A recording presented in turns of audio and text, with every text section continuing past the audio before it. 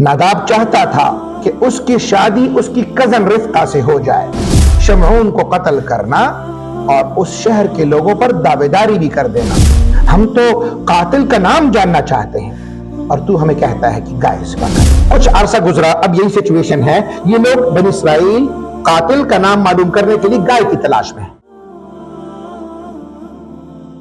السلام علیکم ورحمۃ اللہ وبرکاتہ۔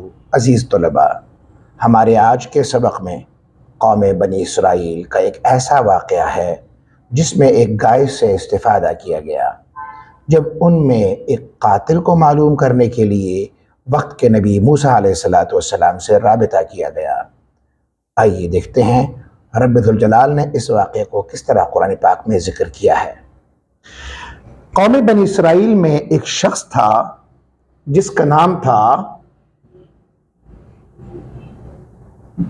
شمعون بن نفتالی۔ شمعون بن نفتالی، اس کی ایک بیٹی تھی جس کا نام تھا رفقہ۔ شمعون بن نفتالی کا ایک بھائی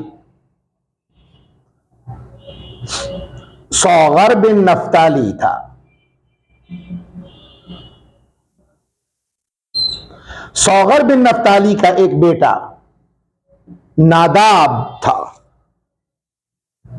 ناداب کردار کے لحاظ سے کوئی اچھا لڑکا نہیں تھا، جبکہ رفقہ ایک پارسا لڑکی تھی۔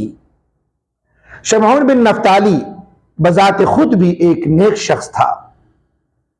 صوغر بن نفتالی نے اپنے بیٹے ناداب کے لیے رفقہ کا رشتہ مانگا اور شمعون کو اپنے بیٹے کے رشتے کے لیے آمادہ کرنا چاہا، لیکن صوغر بن نفتالی کو یہ کہہ کر منع کر دیا گیا کہ اس کے بیٹے کا کردار کچھ اچھا نہیں ہے۔ یوں ناداب کا یہ رشتہ نہیں ہو سکا۔ ناداب چاہتا تھا کہ اس کی شادی اس کی کزن رفقہ سے ہو جائے، کیونکہ شمعون بن نفتالی قوم بنی اسرائیل کا مالدار ترین شخص تھا۔ وارثین میں صرف ایک بیٹی رفقہ ہی تھی۔ ناداب چاہتا تھا کہ رفقہ سے شادی کی صورت میں وہ شمعون کے مال کا بھی وارث بن جائے گا۔ ناداب کی نظر شمعون کی بیٹی پر اس کے مال کو ہتھیانے کی وجہ سے تھی۔ جب ناداب کو پتہ چلا کہ اس کے چچا نے رشتہ دینے سے انکار کر دیا ہے تو بڑا اداس ہوا۔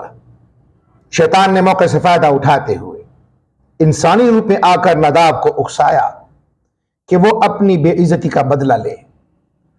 اس نے کہا کہ تم اپنے اس چچا کو قتل کر دو، اس صورت میں جو فائدہ تمہیں ہوگا، ایک تو یہ کہ رفقہ کے ساتھ تمہارا نکاح آسان ہو جائے گا، کوئی روکنے والا نہ ہوگا۔ دوسرا یہ کہ شمعون کا مال جو میراث کی صورت میں بیٹی کو ملنے والا ہے وہ بھی تمہارے حصے میں آ جائے گا، اور تم شہر سے باہر شمعون کو قتل کرنا اور اس شہر کے لوگوں پر دعویداری بھی کر دینا۔ اس وقت کا ضابطہ قانون تھا کہ جس شہر میں کوئی لاش پائی جائے، اگر اس کا قاتل معلوم نہ ہو تو آس پاس کے لوگوں پر دعویداری کر دی جائے۔ دعویداری کے بعد آس پاس کے 50 لوگ اس بات کے ذمہ دار ہیں کہ یا تو وہ حلف اٹھا کر اپنی بریت کا اظہار کرے اور قاتل دعوے دار کو دیت ادا کرے۔ جب شمعون نے ابلیس کی اس بات کو سنا تو دل میں گھر کر گئی۔ اس نے اپنے چچا کو ایک موقع پر بلایا اور کہا، چچا، میں نے قریب کے شہر میں کچھ مال خریدا ہے، آپ تاجر ہیں اور آپ کو مہارت ہے کہ آپ کسی ڈھیر کا، کسی تجارتی مال کا اچھا سودا کر سکیں۔ آپ میرے ساتھ چلیے اور اس مال کی اچھی قیمت لگائیے۔ چچا اپنے بھتیجے کے ہمراہ روانہ ہو گیا۔ جیسے ہی شہر سے باہر گیا، ناداب نے موقع پاتے ہی اپنے چچا کو قتل کر دیا۔ اب ناداب نے جب چچا کو قتل کیا تو اس کی دعویداری اس شہر کے لوگوں پہ کر دی۔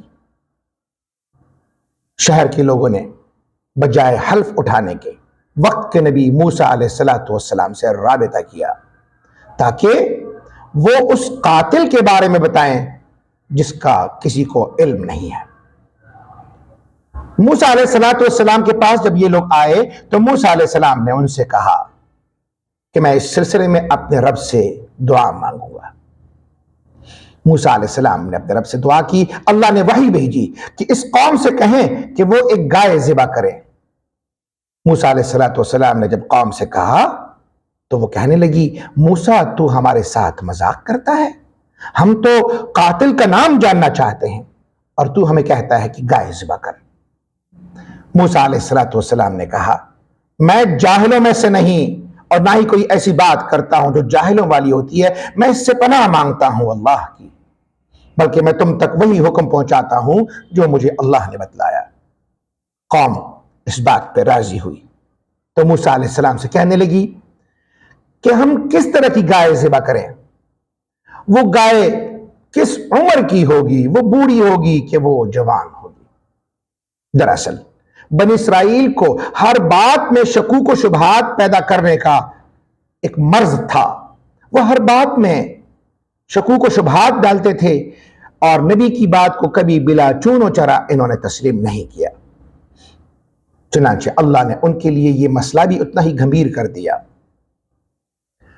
موسیٰ علیہ السلام نے قوم سے کہا کہ میں عمر کے بارے میں اپنے رب سے رابطہ کروں گا۔ موسیٰ علیہ السلام نے دعا مانگی، اللہ نے فرمایا کہ وہ ایسی گائے ہو کہ نہ زیادہ بوڑھی ہو نہ زیادہ جوان ہو۔ اب ان کے لیے مسئلہ گمبھیر ہوتا جا رہا ہے۔ قوم نے کہا، موسیٰ ہم پر یہ گائے متشابہ ہو گئی ہے، اب گائے نہ بوڑھی ہو اور نہ ہی جوان ہو، لیکن اب ہمیں یہ پتا چلے کہ یہ گائے کس رنگ کی ہو تاکہ ہم اس گائے کو تلاش کریں۔ باوجود تلاش کرنے کے بھی یہ اس گائے کو آسانی سے پا نہیں سکتے تھے، کیونکہ ایسی گائے کو پانا جو بوڑھی بھی نہ ہو، جوان بھی نہ ہو، درمیانی عمر کی ہو، پھر اس کا رنگ بھی بالکل زرد ہو، جیسا کہ موسیٰ علیہ السلام نے کہا کہ میں رب کہتا ہے کہ وہ گائے بالکل زرد رنگ کی ہو۔ واضح رہے کہ زرد قسم کی گائے بہت کم ملتی ہے۔ قوم موسیٰ علیہ السلام کے پاس آئی اور کہا کہ ہم پر یہ گائے متشابہ ہو گئی ہے، اس گائے کا رنگ کیسا ہوگا؟ موسیٰ علیہ السلام نے فرمایا، اللہ کہتے ہیں کہ یہ گائے بالکل زرد رنگ کی ہو، پیلے رنگ کی، واضح رہے کہ ایسی گائے جو بالکل زرد ہو بہت کم پائی جاتی ہے۔ قوم نے اس کے بعد پھر موسیٰ علیہ السلام سے کہا، یہ تو معلوم ہوا کہ گائے زرد رنگ کی ہو، لیکن ہم پر یہ بات واضح نہیں ہے کہ وہ گائے کس قسم کی ہو، آیا اس نے آپاشی کی ہو، اس نے ہل چلایا ہو یا نہ چلایا ہو۔ موسیٰ علیہ السلام نے رب سے دعا مانگی، اللہ نے وحی بھیجی کہ ان سے کہو کہ وہ ایسی گائے ہو کہ نہ تو اس نے رہٹ چلایا ہو، آپاشی کی ہو، اور نہ ہی اس نے ہل چلایا ہو۔ قوم جب موسیٰ علیہ السلام کے پاس آئی تو موسیٰ علیہ السلام نے ان کو بتا دیا۔ اب قوم کہنے لگی کہ آپ نے درست کہہ دیا، انشاءاللہ اب ہم ایسی گائے کو تلاش کریں گے۔ قوم گائے کی تلاش میں نکل پڑتی ہے۔ آئیے دیکھتے ہیں کہ اس واقعے کو قرآن پاک میں کس طرح بیان کیا گیا ہے۔ اعوذ باللہ من الشیطان الرجیم، بسم اللہ الرحمن الرحیم۔ وَإِذْ قَالَ مُوسَىٰ لِقَوْمِهِ، اور جب کہا موسیٰ علیہ السلام نے اپنی قوم سے، اِنَّ اللَّهَ يَأْمُرُكُمْ، بے شک اللہ تمہیں حکم دیتا ہے، ان تذبحوا بقرہ، کہ تم ایک گائے کو ذبح کرو۔ قوم موسیٰ علیہ السلام سے کہنے لگی، اتتخذنا ہزوا، قال اعوذ باللہ ان اکون من الجاہلین۔ قوم نے موسیٰ سے کہا کہ تو ہمارے ساتھ مذاق کرتا ہے، ہم قاتل جاننا چاہتے ہیں اور تو کہتا ہے کہ گائے ذبح کر۔ موسیٰ علیہ السلام نے فرمایا، میں پناہ مانگتا ہوں کہ میں جاہلوں میں سے ہو جاؤں۔ قوم کہنے لگی، اپنے رب سے دریافت کر، ادع لنا ربک یبین لنا ما ہی، اپنے رب سے دریافت کیجئے کہ وہ گائے کیسی ہوگی۔ قال انه يقول إنها بقرة لا فارغ ولا بكر۔ موسیٰ علیہ السلام نے فرمایا کہ اللہ کہتے ہیں کہ وہ ایسی گائے ہو جو نہ زیادہ بوڑھی ہو اور نہ ہی زیادہ جوان ہو، عوان بین ذالک، اس کے درمیان والی عمر میں ہو، فَفَعَلُوا مَا تُؤْمَرُونَ، تم اس پر عمل کر لو جس کا تمہیں حکم دیا جا رہا ہے۔ قالوا، تو قوم کہنے لگی، ادع لنا ربک یبین لنا ما لونها، اپنے رب سے دعا کیجئے کہ وہ ہمارے لیے اس گائے کا رنگ واضح کر دے۔ قال، موسیٰ علیہ السلام نے فرمایا، انہ یقول، میرا رب کہتا ہے، انہا بقرۃ صفراء فاقع لونها، وہ ایک زرد رنگ کی گائے ہوگی جس کی رنگت تیز ہو، فاقع لونها تسر الناظرین، دیکھنے والوں کو اس کا رنگ سرور دیتا ہو۔ قالوا، قوم پھر کہنے لگی، ادع لنا ربک یبین لنا ما ہی، اپنے رب سے دریافت کیجئے کہ وہ گائے کیسی ہوگی۔ ان البقرۃ تشابہ علینا، وہ گائے تو ہم پر متشابہ ہو گئی ہے۔ وَإِنَّا إِن شَاءَ اللَّهُ لَمُهْتَدُونَ، اور انشاءاللہ ہم اس گائے کو پانے والے ہوں گے، ضرور ڈھونڈ لیں گے۔ قال موسیٰ علیہ السلام نے فرمایا، انہ یقول، میرا رب کہتا ہے، انہا بقرۃ، وہ ایک ایسی گائے ہو، لا ذلول تثیر الارض، جس نے ہل نہ چلایا ہو، جو زمین پہ ہل چلا کر ذلیل نہ ہوئی ہو، ولا تسقی الحرث، نہ ہی اس نے عیاشی کی ہو، فصلوں کو پانی نہ دیا ہو، مسلمۃ لا شیۃ فیہا، وہ بالکل سالم ہو، اس میں کوئی داغ نہ ہو۔ قالوا، قوم کہنے لگی، الآن جئت بالحق، اے اللہ کے نبی اب تو نے حق بات کو واضح کر دیا۔ فَذَبَحُوهَا وَمَا كَادُوا يَفْعَلُونَ، تو انہوں نے اس گائے کو ڈھونڈ کر ذبح کیا، حالانکہ وہ ایسا کرنے والے نہیں تھے۔ بنی اسرائیل میں ہی ایک اور شخص ہے جس کا نام آذر بن حیلوت تھا۔ آذر بن حیلوت ایک پارسا تاجر تھا اور اس کی بیوی کا نام راحیل تھا۔ اس کی بیوی بھی ایک نیک پارسا خاتون تھی۔ آذر کا ایک بیٹا الیاب تھا۔ جب یہ چھوٹی عمر میں تھا تو آذر بن حیلوت تجارت کی غرض سے گھر سے نکل پڑا۔ کچھ ماہ تجارت میں غائب رہا۔ جب واپس لوٹا تو بیوی نے پوچھا، سرکار آنا کیسا ہوا؟ تجارت میں کوئی منافع بھی ہوا یا نہیں؟ آذر نے کہا کہ سفر کچھ زیادہ اچھا نہیں رہا، لیکن راستے میں آتے ہوئے ایک بچیا پسند آ گئی، گائے کا بچڑا، بچیا، اس کو خرید لیا ہے۔ بیوی نے پوچھا کہ کہاں ہے؟ اب شوہر نے کہا کہ اس کو قریبی جنگل میں اللہ کے سپرد کر کے آیا ہوں، یعنی اس کو اللہ کی امانت میں دے دیا ہے، اور انشاءاللہ جب کچھ سال گزر جائیں تو اللہ سے اپنی امانت کو مانگ لیں گے۔ یوں دن گزرتے رہے، دفعتاً آذر بن حیلوت انتقال کر گیا۔ اب اس کا بیٹا الیاب چھوٹی عمر میں رہ گیا۔ الیاب اپنی والدہ کا بہت ہی فرما بردار شخص تھا۔ جب الیاب جوان ہوا اور اس کی عمر 18 سال کی ہو گئی تو یہ محنت مزدوری کرنے لگا۔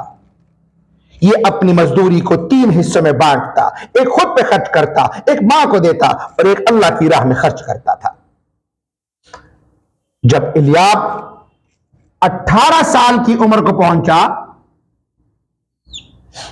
تو اس کی ماں نے بیٹے کو یاد دلایا کہ ایک دن آپ کے والد نے مجھے کہا تھا کہ قریبی جنگل میں ایک امانت اللہ کے سپرد کر کے آیا، آپ قریبی جنگل میں جائیے اور وہاں آواز دے کہ وہ گائے جہاں کہیں بھی ہو، اے اللہ اس کو واپس لوٹا دے۔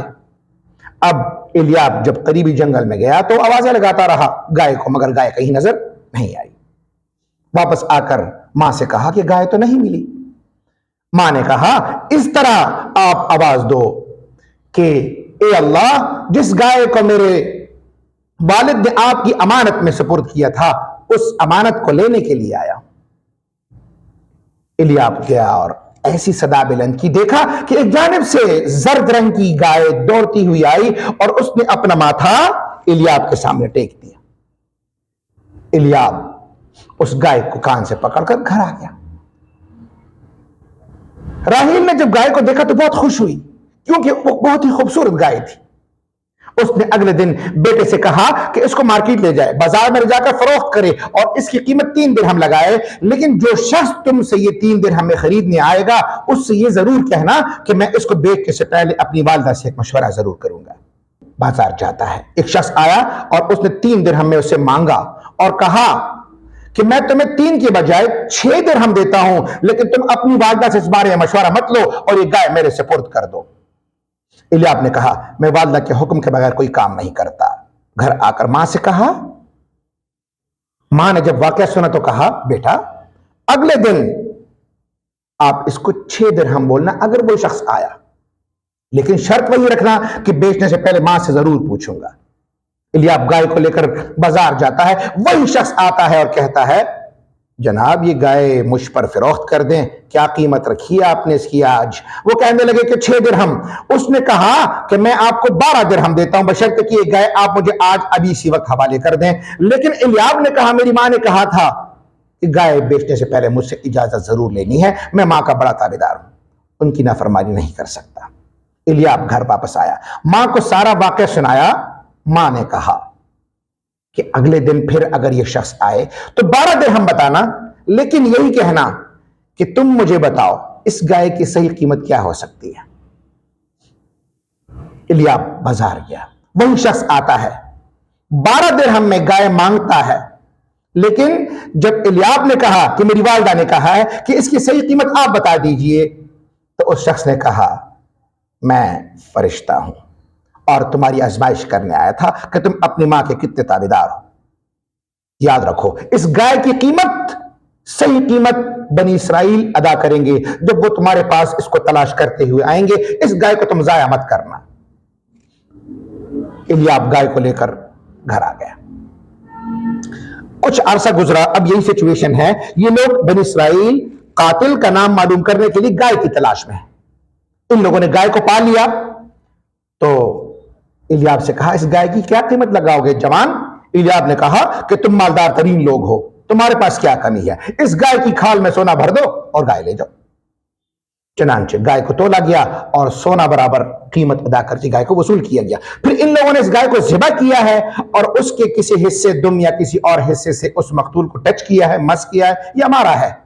وہ مقتول جو 40 سال تک یوں ہی پڑا رہا، یہ اللہ کا معجزہ تھا کہ اس سے تعفن نہیں اٹھا، یہ عرصہ بھی گزرتا رہا، وہ مردہ بھی پڑا رہا، اور جب یہ گائے ان کے ہاتھ آئی تو انہوں نے اس سے ٹچ کیا ہے اس کے عضو سے، اور قاتل نے اٹھ کر نام بتایا کہ مجھے تو نداب بن سوغر نے قتل کیا، اور اس کے بعد واپس مر جاتا ہے۔